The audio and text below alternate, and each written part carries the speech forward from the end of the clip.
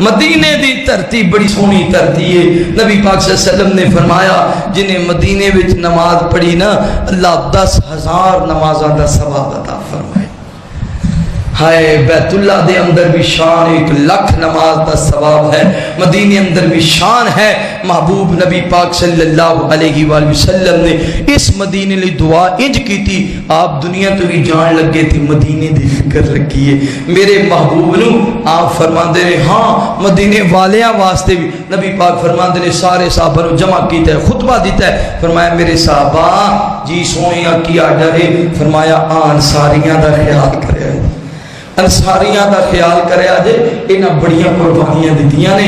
انہاں کو کوئی غلطی بھی ہو جائے میں محمد سفارش کر رہے ہیں انہاں معاف کر دے آجے. انہاں تے سختی نہ کرے آجے.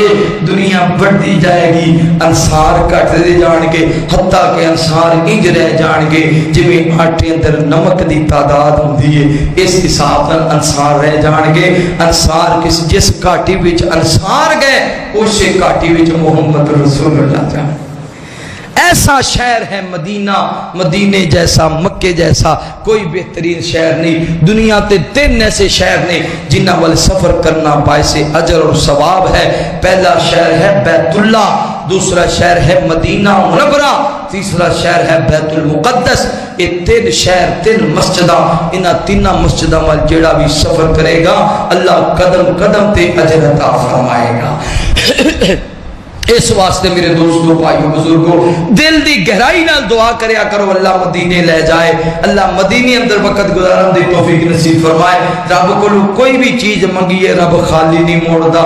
ساڈے منگن وچ دیر ہے او دے دین وچ دیر نہیں. اسی چاج نال منگے ہی نہیں. ایک بار دل دی گہرائی نال منگیے تے صحیح اللہ کو ویزا مکے دا مدینے دا. پھر ویکھو اللہ راستے کیویں کھولدا ہے. اس دھرتی تے جائیے جس دھرتی تے قدم لگے نے محمد رسول